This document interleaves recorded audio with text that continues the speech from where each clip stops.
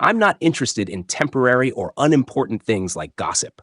I care about the things that happen again and again in most people's lives. Thornton Wilder.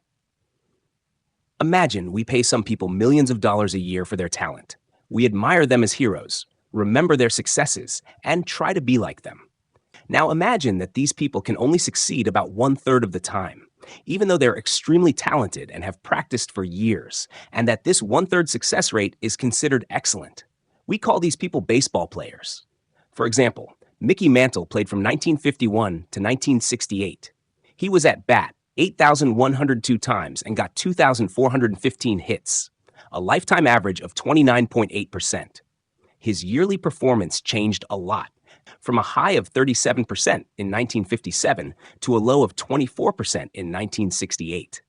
Even though he failed to get a hit about two-thirds of the time, fans still admired him because baseball is known to be a difficult sport, requiring great skill. Point estimates and confidence intervals. Mantle's yearly averages and his overall average are shown as dots called point estimates, with vertical bars called 95% confidence intervals. These two ideas are very important. A point estimate is a single value, like Mantle's batting average for 1 year. It shows precision, but it can be misleading. For example, if Mantle was at bat only 10 times and hit 8, his average that year would be 80%. Another year, if he was at bat 300 times and hit 100, his average would be 33%. Looking only at the averages, it might seem his skill changed a lot, but it didn't. The difference is because of how many times he played. So besides the point estimate, we also need a confidence interval, which studies found that only 0.7% were actual replications, meaning nearly no one repeats studies. This raises the question, how do we know which results are real? Sociologist Harry Collins found that most experiments fail at first and need many trials to work, yet scientists are rewarded for discovering new things, not repeating old ones. That's why replication is rare. It takes time, money, and gets less recognition. The paradox: science values replication, but in practice, very few studies are repeated.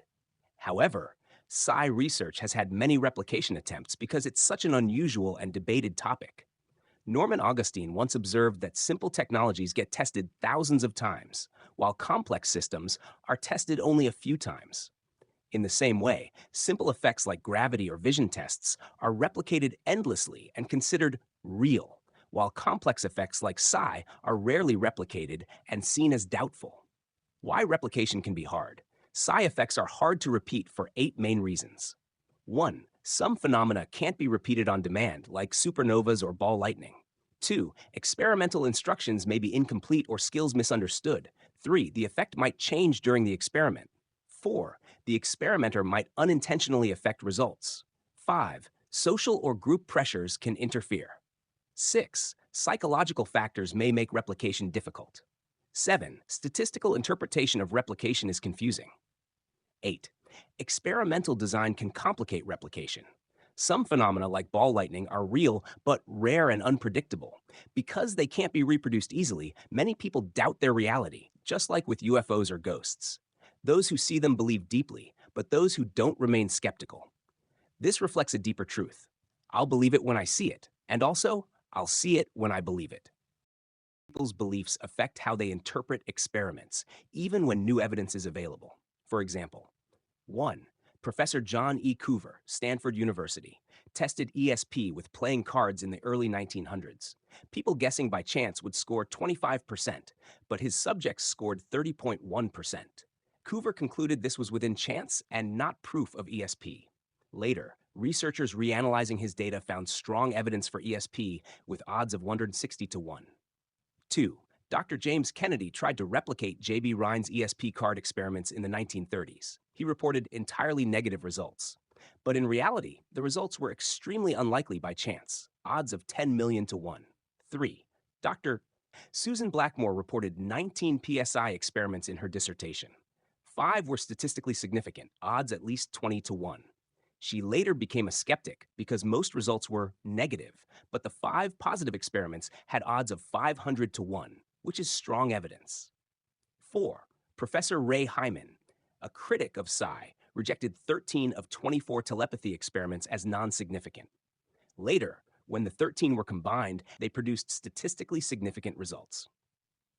Lesson: beliefs strongly affect how people judge replication success.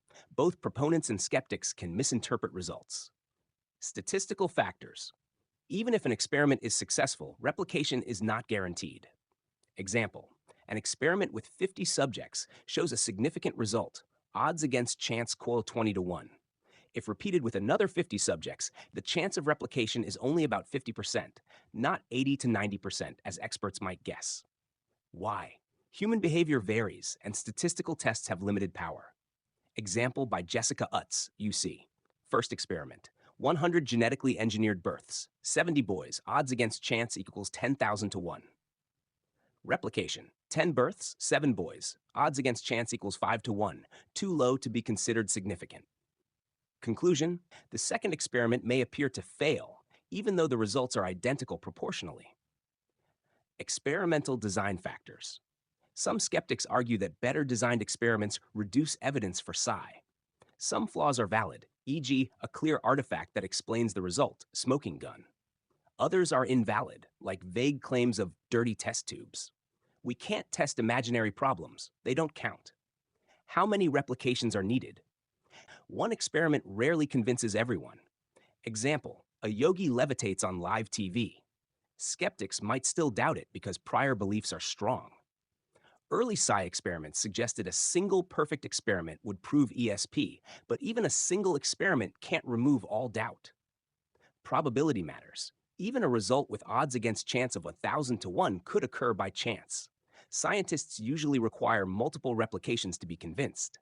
Mark Hansel's guideline: if one experiment shows odds against chance of 100 to 1, repeating it 2 more times with similar results would raise odds to 1,000 to 1.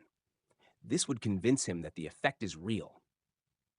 This has been achieved many times in psi experiments, so chance alone cannot explain the results. Meta-analysis.